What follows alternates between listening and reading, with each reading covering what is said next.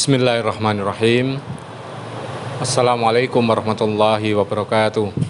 Saudara sekalian, di dalam kehidupan di dunia ini kita mengalami hal yang tidak sama. Ada yang dilahirkan dengan kesempurnaan, ada yang mengalami kecacatan. Ada sebagian orang yang diberi rezeki sangat mudah, sebagian orang mengalami kesulitan. Kadang-kadang sebagian orang menanyakan, kenapa hidupnya lebih sengsara daripada orang lain? Padahal mereka adalah orang-orang yang sama kerjanya atau bahkan mungkin lebih keras kerjanya dibandingkan dengan diri kita. Nah, saudara sekalian, pemahaman kita tentang kebaikan dan keburukan dalam kehidupan di dunia ini, kalau kita memahami secara tepat, akan membuat kita lebih bersikap benar di dalam menghadapi berbagai macam tribulasi kehidupan berupa kesenangan atau kesengsaraan. Nah, saudara sekalian, hidup di dunia ini tidak seluruhnya pilihan kita.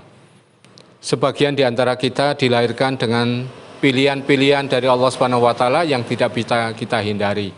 Misalkan tentang warna kulit, tentang bentuk tubuh dan sebagainya. Oleh karena itu, Allah Subhanahu wa taala mengajarkan kepada kita tentang bagaimana kita bersikap menghadapi fenomena kehidupan ini. Misalkan di dalam surah Al-Anbiya ayat yang ke-35. A'udzubillahi minasyaitonirrajim. Bismillahirrahmanirrahim. Kullu nafsin dha'iqatul maut wa nabluukum bisyarri wal khairi fitnah wa ilaina turja'un. Shadaqallahul azim. Setiap yang berjiwa pasti akan mati, dan kami uji kalian dengan keburukan dan kebaikan sebagai cobaan, dan kepada kami kalian akan dikembalikan. Nah, saudara sekalian, petunjuk Allah Subhanahu wa taala kepada kita mengajarkan bahwa seseorang diberi kebaikan-kebaikan atau kesulitan-kesulitan adalah diuji oleh Allah Subhanahu wa taala. Dan memang dunia itu adalah darul bala, negeri tempat kita diuji oleh Allah Subhanahu wa taala.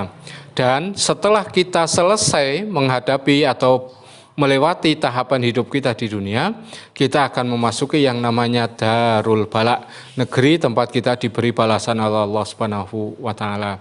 Oleh karena itu, seorang mukmin adalah orang yang berkonsentrasi pada kehidupan akhirat, pada kehidupan setelah kematian kita. Itu yang menjadi obsesi utama. Sedangkan tentang kebaikan, keburukan, kesenangan atau kesusahan yang dialami di dunia akan dihadapi dengan cara yang baik, yaitu liyabluwakum ayyukum ahsanu amala, untuk menjadi orang yang lebih baik. Maka orang-orang seperti ini, kalau dia mendapatkan kebaikan-kebaikan dari Allah Subhanahu wa taala, dia menjadi orang-orang yang pandai bersyukur. Syakaro itu artinya adalah mengakui. Sedangkan manakala dia menghadapi keburukan-keburukan, dia akan bersabar. Sabar itu artinya adalah bertahan untuk tetap berada dalam kebaikan.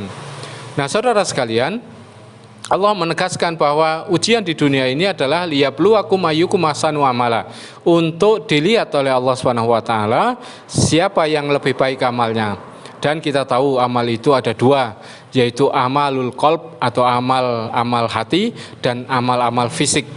Maka saudara sekalian, dengan berbagai macam ujian yang ada, misalkan ketika seseorang kena penyakit atau kena wabah, akan dilihat oleh Allah Subhanahu wa taala apakah dia menjadi orang yang lebih baik, misalkan menjadi orang yang lebih sabar, menjadi orang yang lebih ikhlas, menjadi orang yang lebih taqarrub kepada Allah Subhanahu wa taala. Yang kedua adalah manakala dia mencari upaya atau cara untuk menghindarkan diri atau mengobati penyakitnya, apakah cara dan upaya yang dia tempuh adalah cara dan upaya yang tidak melanggar aturan Allah Subhanahu wa taala. Karena kita lihat kadang-kadang ketika seseorang itu diuji oleh Allah Subhanahu wa taala, kemudian berusaha untuk menyelesaikan atau menghindarkan diri dari ujian itu, banyak melakukan hal-hal yang melanggar aturan Allah Subhanahu wa taala. Misalkan dalam rangka untuk mendapatkan tambahan kekayaan, memenuhi kebutuhan, banyak orang melakukan manipulasi, berbohong, menipu, atau menggunakan cara-cara dengan melakukan kemusyrikan lewat dukun, paranormal, dengan jimat, dengan berbagai macam hal.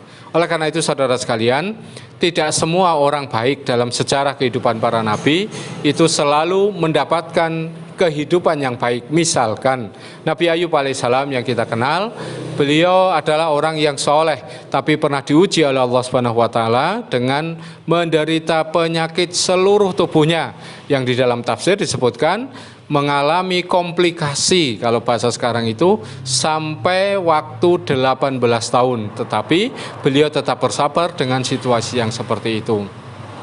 Ada juga kisah Asia, istrinya Firaun. Ini adalah juga wanita yang solihah, tetapi Allah mengujinya dengan mendapatkan suami yang seperti kita kenal. Firaun adalah manusia yang sangat kejam, yang mengatakan ana rabbukumul a'la, saya adalah Tuhan kamu yang tinggi. Nah, oleh karena itu saudara sekalian, kadang-kadang dalam kehidupan kita tidak selalu mendapatkan kesenangan-kesenangan atau terpenuhi kebutuhan-kebutuhan atau mendapatkan pasangan-pasangan yang sesuai dengan harapan kita. Tidak lain itu semua adalah ujian dari Allah Subhanahu wa Ta'ala. Dan sebaliknya, manakala di dalam hidup kita mendapatkan sesuatu yang sangat menyenangkan, mungkin istri dan anak-anak atau suami dan anak-anak, mungkin bisnis atau usaha-usaha yang berhasil, atau mungkin berbagai macam kedudukan yang dimuliakan di hadapan manusia, tidak lain itu semua adalah ujian dari Allah Subhanahu wa Ta'ala. Maka saudara sekalian, ayat ini menegaskan kepada kita bahwa menjadi penting bagi kita untuk bersikap secara proporsional ketika menghadapi ujian-ujian Allah Subhanahu wa Ta'ala, baik itu ujian berupa kesuksesan, keberhasilan, kesenangan, maupun ujian berupa kesengsaraan, kesulitan, masalah, atau problem kehidupan yang seolah-olah tidak berakhir. Demikian, mudah-mudahan bermanfaat. Alafu minkum. Assalamualaikum warahmatullahi wabarakatuh.